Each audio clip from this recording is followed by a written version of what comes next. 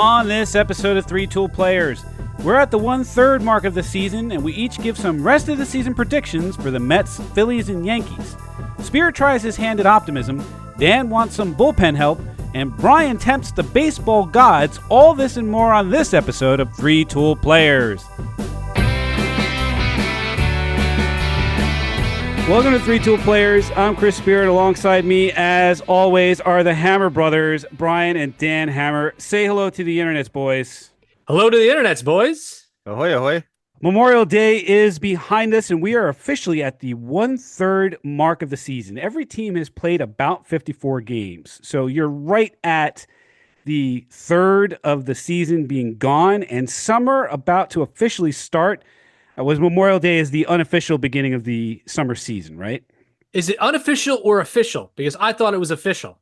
Well, I thought the official first day of summer was like June 21st. That's the summer solstice, yeah, right? the summer solstice. So we're going right into the okay. Yeah, You're the fun guy at parties. I found you. There you are. Right. Pointing right at you. There I am. Hello. This is the start of summer, okay? Why did I just gorge myself to death over the weekend with all kinds of amazing barbecue and steaks and heated swimming pools and all sorts of just hijinks? This is the start of summer, my friend. All right? I don't care about that June 21st nonsense. Yeah, when you think about it, the Memorial Day is kind of like the start. I mean, you guys say June 21st, summer solstice, but Memorial Day, that's basically the start of the summer. Red, white, and blue. All right. America. All right. So, I mean, as long as we're going to look at this as the official start of the summer, then it's a good opportunity for us to take a look at where all of our teams are after the first third of the season and maybe give some predictions for how the rest of the summer is going to play out as we get into September and the fall baseball classic. I'll go first. I'll give my honest opinion as to where the Mets are. And if I'm being honest, the Mets are better than I thought they were going to be at the beginning of the season. And a large part of the reason for that is because of the pitching. The rotation has turned out to be a real strength for this team, and surprisingly so. I went back and listened to our very first episode where we talked about our previews of each of our teams, and I was very much down on the Mets pitching at the beginning of the season.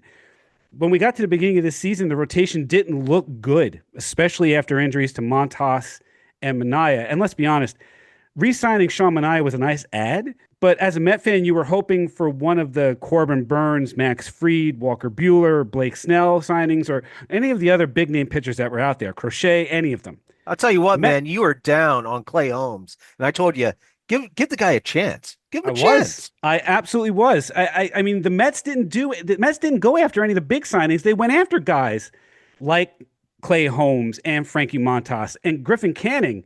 And you had to be surprised by some of that because none of these signings sounded good to Mets fans.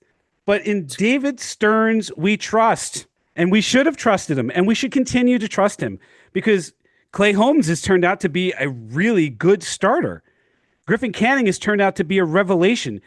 Peterson continues to be rock solid. And Senga seems to have come all the way back from injury. Plus, Manaea and Montas are on the way back, so there's a lot of upside right now to Mets pitching, and it really is the strength of the team. They lead the league in team ERA. The bullpen has been at times formidable.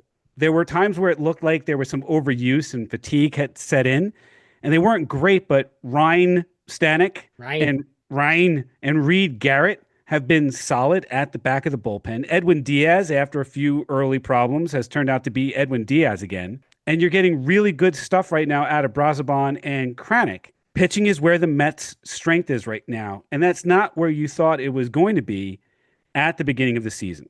The downside of all of this is the defense has been actually fairly poor, with, surprisingly enough, the former Gold Glover Lindor booting plays all season. He's among the league leaders in errors with 7. Alonso was airmailing baseballs in the series against the Yankees, opening the floodgates to an 8-2 Yankees win. And Mark Vientos has been pretty much fixed to the bench because of his poor play at third and not maintaining his glove properly. In a game against the Pirates, the ball literally went through his glove because things weren't tied tightly enough. This resulted in his 7th error of the season, and it's just inexcusable. As much as I thought pitching was going to be terrible, I thought that the strength of the team was going to be in the lineup and that they were going to score runs in bunches. And they have at times, but it's not clicking on all cylinders yet. Pete Alonso has returned to earth after starting the season on fire. Brandon Nimmo isn't really awake yet with a 683 OPS. You're getting nothing out of the DH spot right now with Jesse Winker being out and Starling Marte really not hitting much until recently. Vientos needs to sacrifice a live chicken because his bats are afraid. We got McNeil and Alvarez back from injury, but they haven't been hitting all that well. And Alvarez looks like he's going to be taking a backseat to Luis Torrens. And the entire team has been terrible with runners in scoring position, batting .213 as a team, which is only better than the Rangers, White Sox, and Rockies. That is not company that you want to be in. But with all of the other things going wrong up and down the lineup, the one thing that everyone is waiting for, of course, is for Juan Soto to start doing Juan Soto things. He has shown some signs of life here and there. RBI doubles, sac flies, putting the ball in play when it needs to be put in play to score runs to win a game, but you're just not seeing the consistent production that you expect to see from a player of Soto's caliber. And to be honest, a player that's earned the kind of contract that Soto has. I disagree. 100%. How so? He's been incredibly consistent by cashing his checks every week from the New York Metropolitans organization. Well, I mean, it's direct deposit, so it's not like he's doing anything there. Right? Are you sure? Because I thought I saw him going to a cash or gold place just last week. Yeah. Oh, so yeah, that's right. He's going in with his Happy Gilmore checks, the big, 3-foot big checks. Yeah, he's going in with some of those. God bless with all of his millions. I went 0 for 6 over the course of the last couple of games. Here's my big ass check. So, and I didn't run out a ball against the wall in Boston, and to the ire of many other fans, I'm still here to consistently catch this check. Yeah. So God bless. So you're still waiting a little bit for the Mets to wake up. Over the course of the last couple of weeks, they weren't quite there. They played 500 ball, and they allowed Dan's Phillies to gain ground and pass them in the standings. You're damn right. Are they really Dan's Phillies? Well, I mean, it's everyone's Phillies, every Phillies fan. So it's not just mine. It's it's everyone's. But I'll be the person that will speak about them today. Well, there you go. Dan is the ambassador for the Phillies. Yeah, I'll be the ambassador of the Phillies today. There you go. So. Dan has the microphone, and you will listen to every word he has to say. So they've shown signs of life over the course of the weekend. Memorial Day weekend, they took 2 of 3 from the Dodgers, and they came back to win against the White Sox on Memorial Day in the late innings. And they have a big opportunity now where they have the White Sox and the Rockies back-to-back before they get a 4-game series in L.A. against the Dodgers, who I presume are going to be very angry with them. So they need to take advantage of the opportunity to gain some momentum coming into June and start the summer off right so that by the time you get to August, the Mets have banked enough wins to stay competitive and in the playoff race, if not at the top of the division. I will say this. I think that you're saying you want them to wake up. I think they're awake. I mean, you look at them at the first month of the season, they're doing great. They're enjoying life. They're awake. They're at the top of the standing. Yes, they've slipped in terms of the division lead, but they're still well atop the wild card standings. So I really look forward to the back and forth of the Mets, Phillies in the standings. Who will have the wild card? Who will have the top of the division? It seems like both teams are poised for some really good greatness this side of the National League. God damn it. What happened? What happened, little brother? Dude, I just, you know what? I wore a Flyers jersey on a baseball podcast. Keep going. No. Okay, so just looking up some stuff that is going on in the Phillies game. The first thing that comes up is Harper is hit in his surgically repaired elbow by Strider. Like square in the elbow. He is out in the first inning. Well, I here's what I think. I think that Harper was enjoying a long weekend and wanted to extend his weekend. So he reached out to his buddy Strider via text and said, "Hey, keep this on the down low, but could you hit me in the first inning so I can?" Oh yeah. Him and his goofy mustache. Freaking rip that mustache off of him. Oh, you think it's wait a minute. You think it's glued on? I think it's glued on. Dude, a mustache that perfect can't be real. So here are my three predictions for the rest of the Mets season. Number one, and it's the easiest one to make, is Juan Soto wakes up. Look, at some point, the man is going to start being himself again. The Soto shuffle is going to come back. He's going to have, like, that little nod he gives to the pitcher when he sees a pitch in the zone, knowing full well that when the pitcher throws that thing the next time, he's going to tattoo it as far as he can into the Queen's night sky. I'm just dying for that look again. He had a little bit of it early in the season. Somewhere along the line, he lost it. But I'm looking for that look in his eye and that little nod. I'm waiting for it. And I think it'll be there. He's due for a streak in June or July. And it's going to be reminiscent of when Yoenis Cespedes came to the Mets in July of 2015 and went bananas and was hitting home runs in bunches and was carrying the team on his shoulders all the way to the World Series. And that kind of thing is contagious. Nimmo is good for a streak like that this summer, too, much like last season, where from June 16th to the All-Star break, he batted 306 with 9 home runs and 29 RBI. He was carrying the Mets on his shoulders during that time and really was the catalyst on how the Mets really got going through the summer and extended it well into the late part of the season and into the playoffs. So I think the Mets and Soto will be all right once Soto starts chugging, and he almost certainly will. So I have a prediction then for your team. It also involves Soto, but unfortunately, I don't agree that he will catch fire or begin to wake up. In fact, I think he'll press even harder. I think that his numbers will continue to go down, and eventually the cracks will begin to demonstrate his inability to really live up to his paycheck. That's my prediction. Littlehammer, what's yours for the New York Metropolitans this summer? I feel that the Mets are going to finish strong.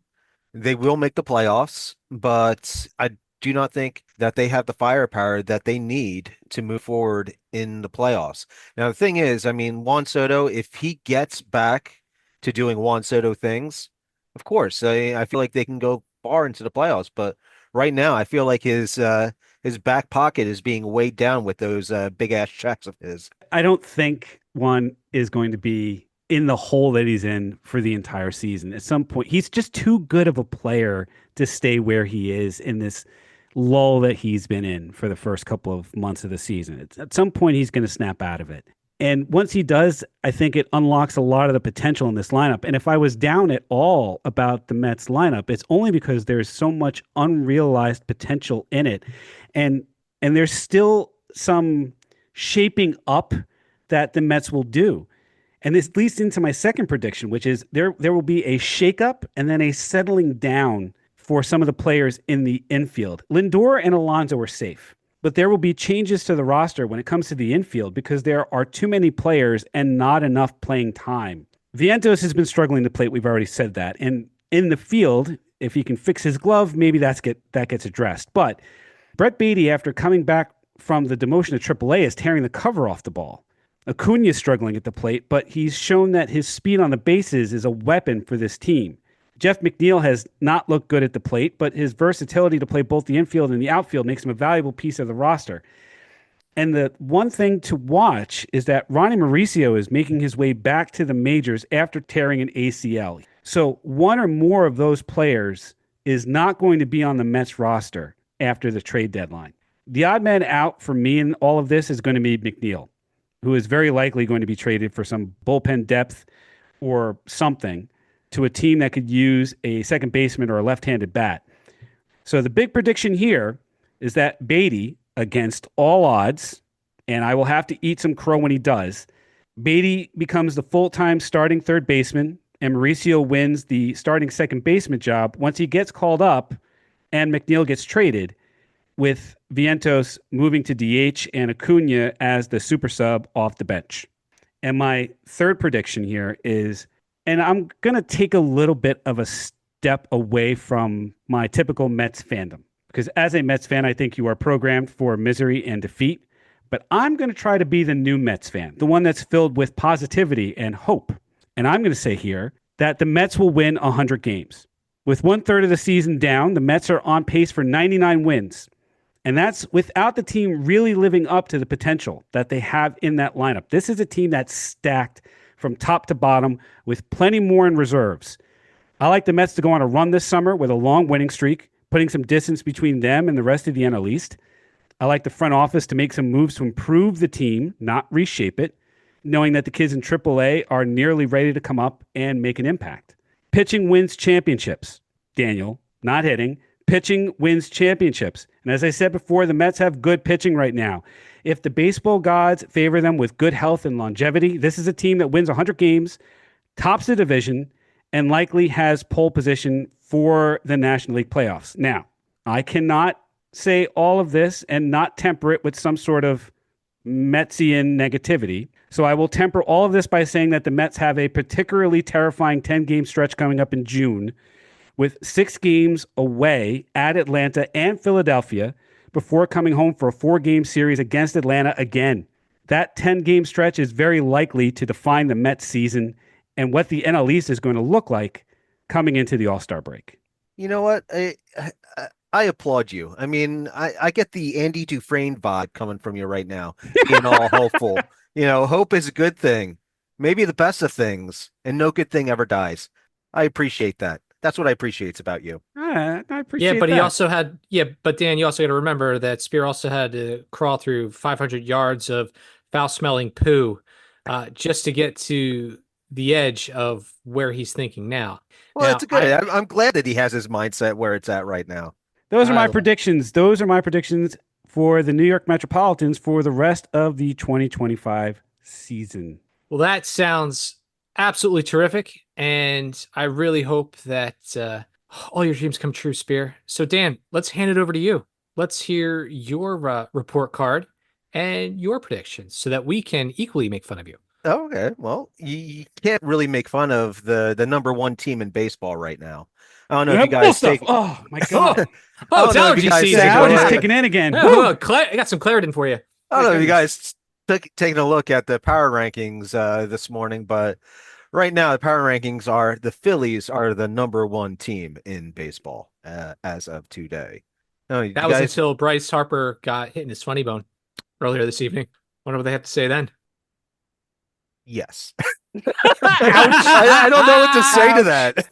Ouch. Yes.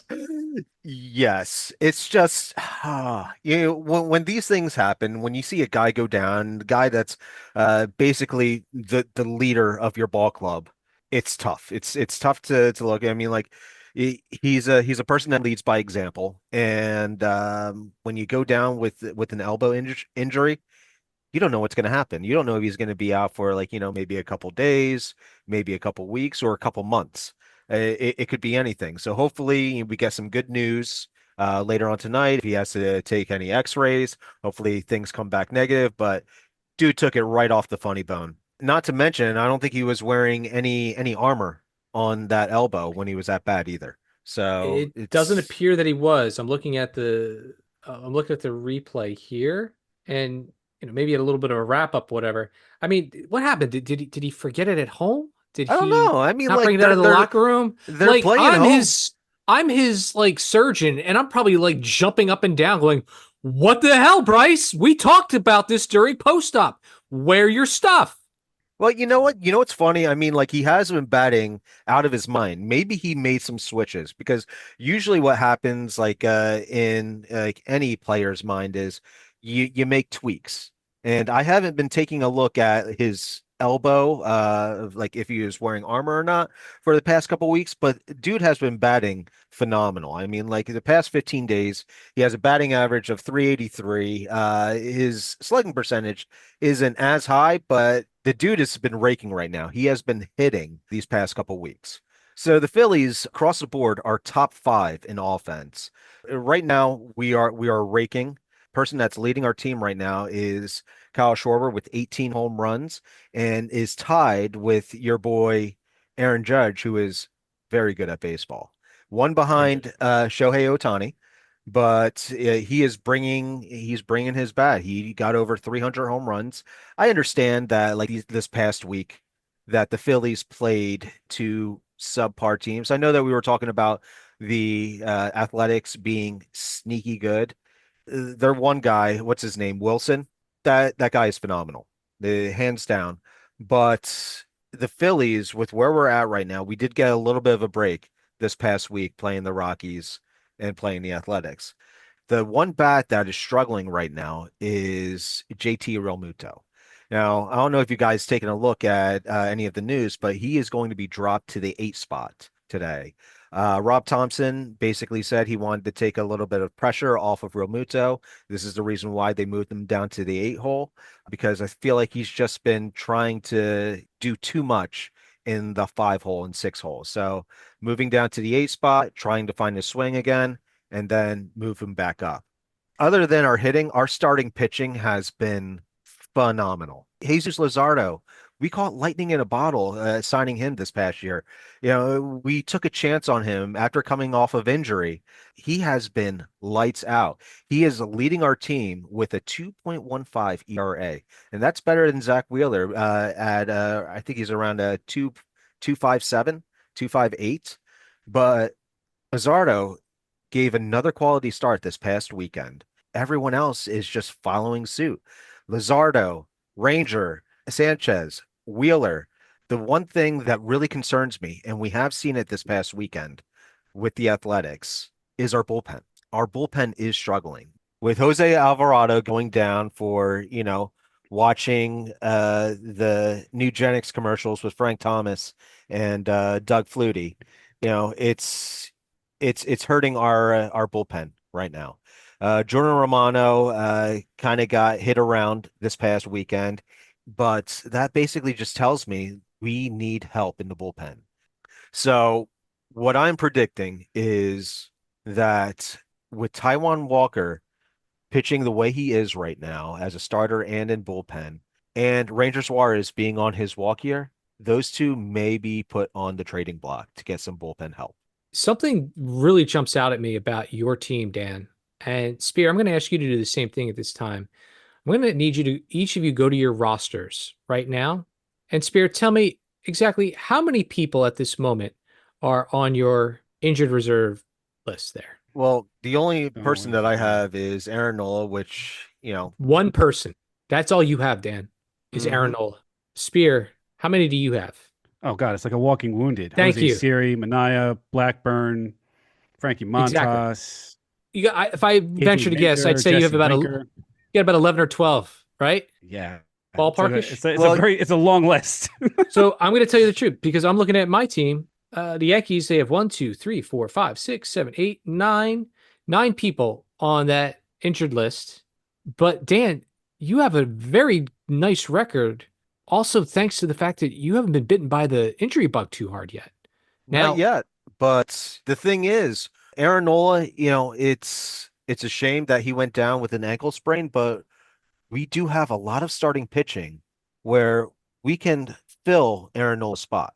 and he wasn't doing you any favors, let's be He wasn't, honest. he has a over 6 ERA right now. He hasn't been pitching the same as he usually does. Usually it's good, bad, good, bad, good, bad, but now it's been bad, bad, bad, bad, good, bad, bad, all right, bad, bad. So Bad Nola. Bad Bad Noah. Nola. You Bad Nola. smack him Bad. right on the nose with Stick a his, yeah, stick yeah. his newspaper. nose, stick his nose right in the mound. Bad That's Nola. right. Yeah. Right in the old And rosin bag. rub it, just to teach him a lesson. So, Naughty. Here's the thing. I have to agree with Brian, and you know how that makes me crazy. The point that he's making is that the Phils are doing as well as they are right now because up until tonight, they really haven't been bitten by the injury bug. If they take on some injuries, it could have a tremendous impact on this team because I don't know where your depth is other than your starting pitching. I don't know where your depth is. And I'm not rooting for this, by the way, despite my New York Mets fandom. I'm not rooting for anybody on the Phillies to get hurt. But if anybody does get hurt throughout the summer, you'd have to be curious about how well they can weather some of the injuries, especially to players like Harper. oh, absolutely. I agree with you wholeheartedly. If Harper goes down and he's down for an extended period of time, then yes, I agree. It's going to be tough for the Phillies to maintain the momentum that they are right now. Did you notice the circle of life there, Daniel, where you agreed with Spear because Spear agreed with me, and now Oh, shut up. ultimately you agree with Quiet. me? Yeah, Quiet. well, I Mute agree him. with How Spear, do you but I mute don't him? agree with you. I know. Where's the mute button? I think we How do can you A mute square, him? I A think we square plus B square plus C square wait. equals you're a So square. where's this mute button? Where's the mute I button? don't. How do you mute him? You I can can't. mute myself, but I can't mute him, can I? You Damn it. can't. I. How do we like coerce him to muting himself? I don't know. You won't coerce anything. What Please. we're I'm the kid who got most talkative all through elementary school. Yep. Now look where it got me. How you like me now, Sister Catherine? Anyway, All right, back to my bold prediction. So please. number two is Kyle Schwarber will be re-signed before the end of the season. no, No, not a chance. not close. I mean, I love Spear. you, buddy, but no way. Why would the Phils do that in the middle of the season? They Nope. are going to make it happen. You know, No, the they're thing not. He's is, too. he This is. is emotion. This is emotion. I mean, No, I'm not saying they shouldn't. I'm saying that they won't. they won't. but It's not a good they, business choice. they should. I mean, Carl Schwarber right now is carrying the whole team on his back, so they absolutely should. But whether or not they will, oh no, no. No. No, they will, they should, and they will. Because the thing is, you cannot let go of a guy that is that type of presence in the clubhouse. Even Rob Thompson himself said, this is back 3 years ago, that his presence is unlike anything else that he has ever seen in a clubhouse. So Three you do years not, ago. 3 years ago, Dan. So, but yeah, this is a but when guy he that was was 3 years batting, younger. when he was batting 198 too, But when he he even was on the said other that. side of 30, all right, you're talking about a guy who was 28, 29 years old. You're now talking about a guy who's what, 32 now, 32. 33? He's He's 32. He's 32. 32, right? So come on. You're not gonna throw him a bunch of money extension at this time of Okay, his career. so Wait, hold but on, then tell hold me, on. tell me, Just tell me, tell me why right now, because I would like for you to enlighten me right now. Why would you not? well, I'm going to defend Dan here for a second because Please do. as he's gotten older, Kyle Schwarber has gotten better. I know He's become a this is better why hitter. I wanted him to explain himself, and I was going to drop some knowledge on him. Drop knowledge on me. Yes, Okay. You go right ahead. please Uh, enlighten me. I will enlighten you. The fact is, the man is getting older, and the idea is he basically plays one position, which is sitting on the bench, getting up and hitting dingers. Still strikes out a lot. Yes, he's got higher average this year than he typically has, but he's also in a contract year. I think you can spend money more wisely on somebody who maybe plays a variety of positions, who can also potentially backfill some of those home runs. I will give you a clear example of somebody that is absolutely replaceable. His name happens to be Juan. His last name happens to be Soto. And that's what's happened in the Bronx this year. So that's why I stand on the idea of, hey, look, he's a good player. Schwarber, I got nothing against you. But let's face it, you're also older. You're also a DH. And we got a lot of unknowns happening coming into this offseason. Therefore, signing you basically in the midst of this season hamstrings us later down the road. There is some precedent for good clubhouse players to have their careers extended through the DH position. Paul Molitor comes to mind, Frank Thomas, your own Jim Thome comes to mind. So there's precedence for having a good clubhouse influence be on the team via the DH position. The problem, I think, Dan, is you're going to need that spot reserved for Harper because at some point Harper is going to want to transition into that DH role and he's going to end up pushing Schwarber out. So as much as I agree with you about what a positive influence Schwarber is for the Phillies and how good power hitters can maintain their ability to hit well into the late stages of their career, the problem becomes you're going to want that role reserved for Bryce Harper. So if you're going to re-sign him either during the season or in the off season, the challenge is going to be for how long. So And there's a we'll see logjam how. there. Yeah, we'll see how it goes. We'll see how it Yeah. goes. Last prediction is the Phillies take the NL East. Yeah, Taking we'll see about that. Ha! Shots fired. Yeah, I'm bold prediction right now. They do take the NL East.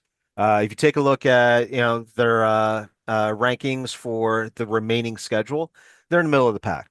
So right now their strength schedule is right in the middle. Actually, it's along with the Mets too. I think like they're both they have the strength of schedule around the same. Now, we can talk about Brian's. I mean, like Brian's has an easy schedule for the rest of his season, which kind of It's makes because we're me, already the best team in baseball to begin with. So of Because you're course our playing in a weak schedule's easy. division. Because the yeah, rest of the American League stinks. Say that rankings. out loud in Detroit, and I'll wait to see how long it takes for you to get mugged. There are two teams in the American League that are good, and that Yeah. is the Yankees and the Tigers. Everybody else is weak. The AL West is a weak division. The AL East is the single most disappointing division in baseball.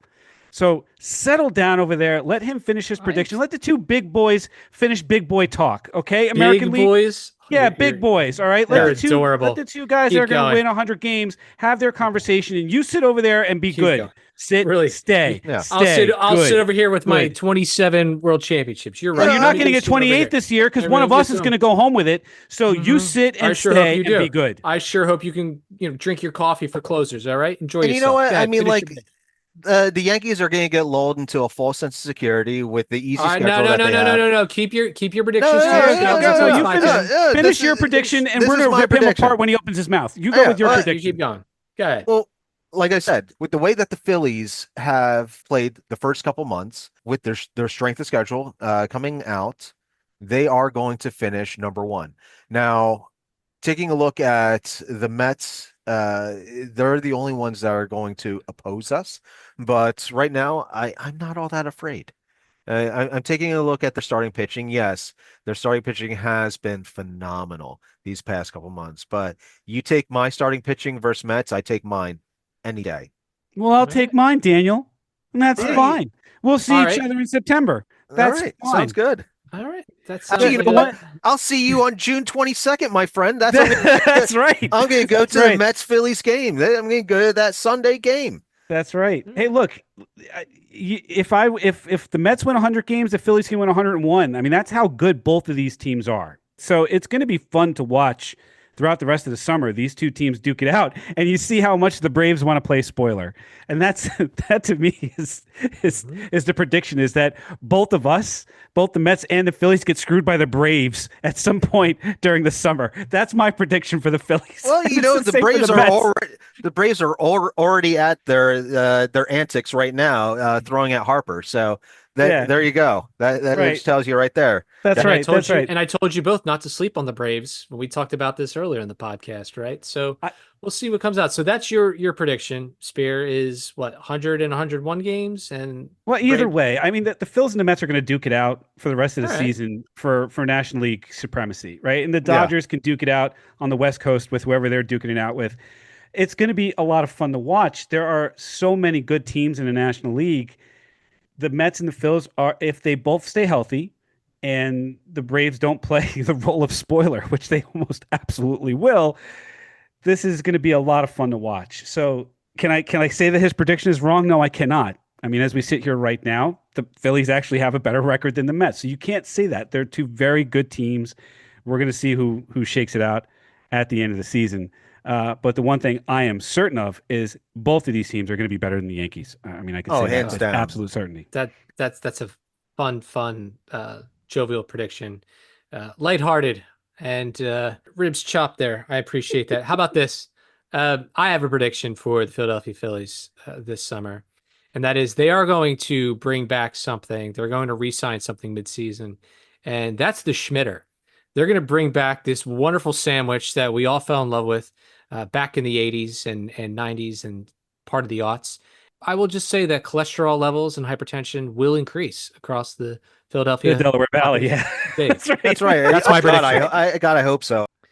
All right, All right. Brian, Well, I'll tell you what, it's always great to save the best for last. is So Oh it? God. let's talk a little bit about the Yankees. So beginning of the season, the biggest question mark was our pitching.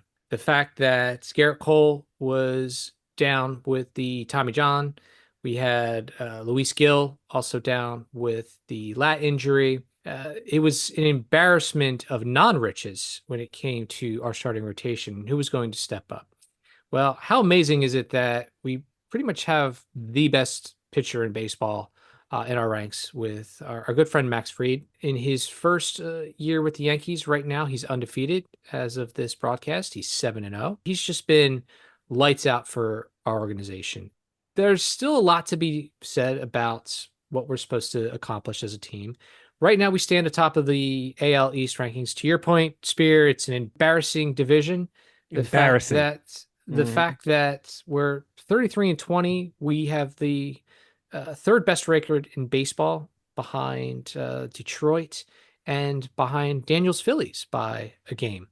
But that said, in terms of winning percentage, you look at the rest of the folks in our division, and it's just been a rose gallery of awfulness. We have Tampa Bay, who only because the last 10 games, they've had a nice little run and they've won 7 of their last 10, that they're now finally over 500. Then you've got Toronto and Boston just trading spots for mediocrity. And then there's the Orioles.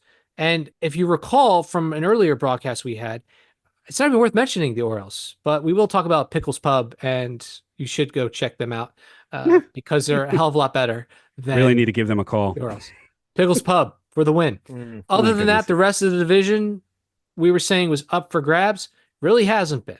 All right. No, it So hasn't. that whole Billy Madison reference that we had at the beginning of the year, the Yankees are still pummeling teams with red dodgeballs. Okay. Now, our hitting has showed up. And that was also one of the things we discussed was we all know that Aaron Judge is very good at baseball. But how good is he at baseball? Well, shoot, the guy is flirting with batting 400. He's at 398 going into today. He is second in home runs right now, sitting on 18, and leads the league in RBIs. So he's been phenomenal. What we've been able to really appreciate as a team is some of the signings, like we've had with Paul Goldschmidt. Spear, you've said it several times. Yes, this is the man who's found the fountain of youth. He's been playing up to his contract, which has been absolutely phenomenal. And what I like too is, and I'm not going to say that we're quite there just yet, but I mean, I remember another first baseman and right fielder combo. You might remember them as Ruth and Garrick. Who's to say we don't have the modern day Ruth and Garrick in Goldschmidt and Judge? Oh my So God. Whatever you are Wow. smoking, let me Oh have some. I want man. to hit off listen, of that. listen. Wow. Wow. Did you just say that Paul Goldschmidt is on the level of Lou Gehrig? Is that what you just said? Let me get The, that right again. the Say man, it again. the man is batting Repeat yourself. 345. Man's batting 345 through 53 games. He's got an OPS close to 900. His power numbers aren't as great as you would, think. He only has about 5 home runs, but his RBIs are solid at 27. He scores 36 runs. So Goldschmidt's been pretty solid for us. You look at Pretty Judge. solid is not Lou Gehrig. Yeah, Settle that's down. I mean, like I Hey, get it. He is a good player. He is an MVP. Yes. Yeah, I and get it. I've he's always loved Paul Goldschmidt. and But he should absolutely be an all-star this season. mhm. There's very little you could say negatively about Paul Goldschmidt except for the analogies that you're drawing. You are prone to hyperbole, sir. I like hyperbole. So here's what I'll say. I'll say that the Yankees have been doing a fantastic job. I've been cautiously optimistic as the season's gone. Our schedule has been pretty decent. I wouldn't say too easy. Bri, you have the third easiest schedule for the rest of the season. The Because the reason thing why we is, have the easiest schedule is because we make it look so good, Daniel. No, So how oh about no, this? God. no. How about this? Dude, How you about play this? the White Sox twice. You play I'm sorry, you play the Orioles like 3 times. They're in our I, division. I can't apologize for the Pickles Pub ball club that plays across the street. No, Okay. but you can acknowledge the fact that you benefit from playing in a weaker division than, say, the Mets and the Phillies, who are going to be blasting each other in the face all summer long. that's So hot. I know Yeah, it sounds that's really why I hot, said it. That's Spear. why I said it that way. Yeah. So you can't sit on your high ground there and say, oh well, the Yankees are that much better than everybody else because they All play right. in a terrible weak division in a weak league. All right. So then we'll talk about a higher ground then. All right. How about the fact that reinforcements are coming back? We will eventually see Giancarlo Stanton swing a bat this summer. Still no timetable for that. But hey, if this is a guy that shows up in August and September, is well rested, and is mashing, I'll take that all day, plus twice on Sundays. How Uh, much does he need to rest though? Because it seems like he had all off season to rest. Dan, have Yeah, you ever had tennis elbow? It's quite intense, He has it in especially it's both in both elbows. In both both elbows. elbows, Dan. He Dan, needed all the resting. imagine, He needed twice the rest. yeah, yeah, twice the rest, twice the gooder. for How about both the elbows. How about the fact that, hey, if you've ever had tennis elbow, have you ever tried to open the fridge with two tennis elbows? You can't. Dan, this guy is probably playing My Left Foot all day long in his, clubhouse, wherever he's living. All Well, right. maybe he should swing the So bat with his feet then, because those tree maybe trunks are you see huge. his tree trunks. I Yeah, wouldn't be damn right. surprised. He'd probably have more home runs than half the guys on this team with those. So 3 predictions. Before you start predictions, Bry, what I want to know is where are you going to put Giancarlo Stanton in your lineup right Oh, now? they don't Because care. They're going to trot him out when October rolls around. They're just going to let him hit home runs in the playoffs. I What are don't you know, talking about? man. He's going to be a Yeah, DH in the playoffs. He's going to do what he did last year, and he's going to hit like 5 home runs throughout the playoffs. What are you worried about? Dude's gonna have a hangnail, and he's going to be out for another 60 days. I They mean, don't like need the him thing for is, the regular Well, they season. don't They're need just him. going to trot him out for the playoffs. He's going to hit 10 home runs in the playoffs, and that's how it's going to go. the thing is Hang though, there. I mean, like you take a look at their lineup. I mean, I would stick with Ben Rice right now. You see that guy, he's been mashing. I mean, like, why take Ben Rice, who already has 10 home runs for the New York Yankees? Why are you going to platoon him and put in Giancarlo Stanton, who can't stay healthy? How much is left on Giancarlo Stanton's contract? Well, that's the Correct. only reason. Yeah, That's okay, the exact okay. reason. We're not gonna, All right, shelf you can do a shelf a Crush Davis. Maserati. You can do a Crush Davis where he comes in and he bats 145 and hits like maybe like 2 or 3 home runs. That's Listen, what's going to happen with Giancarlo Stanton. in terms of report cards, boys, I'd say that the Yankees are doing a great job with the team they've got. They've gelled pretty well this part of the season. I'm looking forward to what happens the rest of the season. So here are my 3 predictions. First prediction is we go on an absolute tear when we receive Luis Gill, and our team is just that much stronger with our bolstered rotation. Prediction number 2 is that we are not going to be immune to an injury bug. Somebody's going to get hurt. I don't want to be a downist, a Debbie Oh no, Downer. no! Don't say it. Don't say it. Go outside, turn around 3 times, and spit because you just said that, and Aaron Judge is going to trip down a flight of stairs. Like, what are you doing? I'm telling you, somebody's Are you going to get crazy? hurt. And the thing is, It happens every season. we do not want him to be injured because No, he is Major League very Baseball doesn't want him. he is hurt. very You good go at outside baseball. right now. You go outside right now. You turn around 3 times and spit. You have tempted the baseball gods, and they will smite you for your insolence. So that is my second prediction, and The defiance of the baseball gods is it's unbelievable. Can you believe Well, this? Yeah, But wait a second. I mean, like, You didn't let me. dude, You didn't- the way that he's speaking, I mean, like, I just want to take Aaron Judge off his hands. Number 3. Go ahead. What's your last prediction?